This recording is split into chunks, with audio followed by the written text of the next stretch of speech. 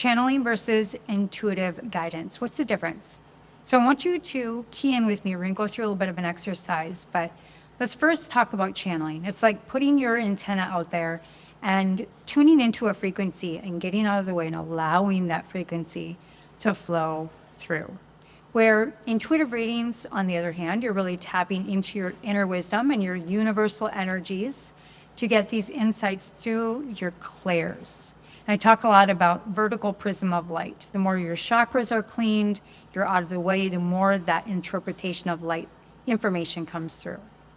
But let's talk about being of service.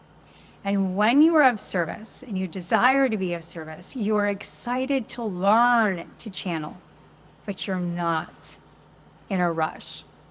And so if I could have you just tune into your heart for a moment and just notice, take a pause, notice that part that wants to get it right, that wants to hurry, that is afraid of being wrong, but really, really wants to figure it out quickly, right?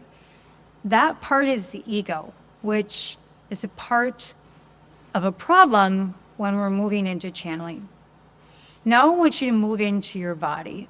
And where is that part of you that really, really, really wants to be of service, that is feeling like you're willing to take your time?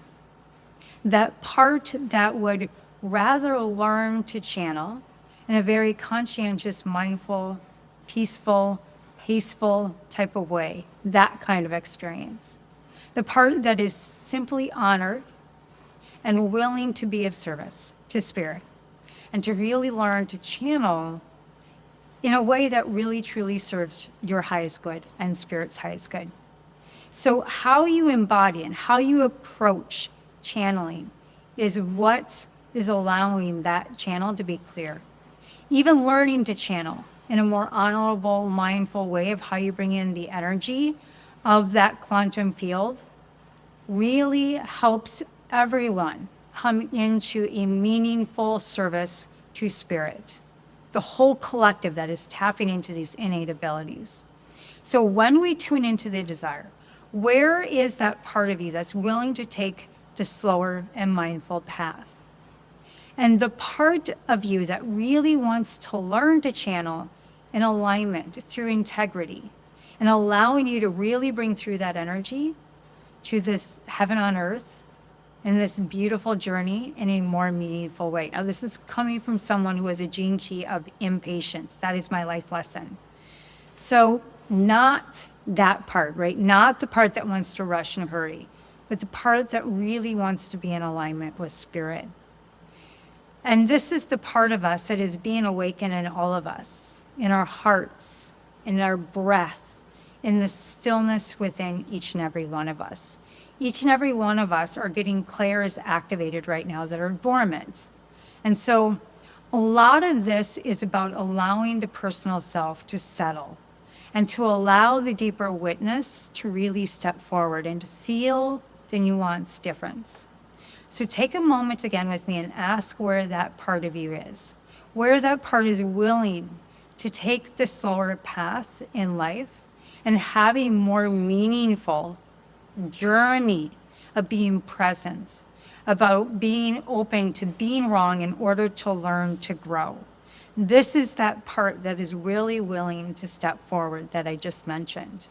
Because when we learn to be an intuitive channel, we're really learning to commune with the intimacy of our soul, that we remove the battle of the ego, and we are willing to bring through the intuitive guidance and allow ourselves to be a practice for spirit to come through and be a channel of. And so when we are channeling and connecting with that inner wisdom, we're really channeling is something where we learn that we're all capable of, that it is not reserved just for the select few, and that you have a key role of being a messenger of the divine. I want to invite you into that. So there's just a few more key things I want to share with you that my guides are bringing through. Number one is to regulate your nervous system, because being calm and centered is what allows the access point to the higher frequencies. Number 2 is to set a very clear intention. Know what you want to channel and know what you hope to receive for the greater good. Third is to develop your own sense of self, trust, and safety. When doubt comes spinning through, that is part of the channeling process. And then next is to cultivate desire and passion. When we are connecting to the higher wisdom, that is what is going to fuel your practice, and to be patient with that. Channeling is a skill that develops over time and with extreme patience. So really pay attention to those subtle shifts. Your mind as you channel and how it feels in your body, and that you're not thinking, okay? And then last, remember that there are many forms of channeling, from your higher self to your spirit guides to the Akashic records, right? Whatever resonates with you, explore that, because spirit is calling you into that curiosity through this practice so that you can learn to tap into the higher frequency. And the most intentional piece here is having an intention, because growth and evolution with intention allows all of the lower frequencies to then remove from that channel. So as long as you're tapping into your intention, and really want to encourage you here to explore that innate ability to intention and channeling, you will learn that the frequency, when people say heighten your frequency, it automatically starts to shift for you. So hopefully this is helpful.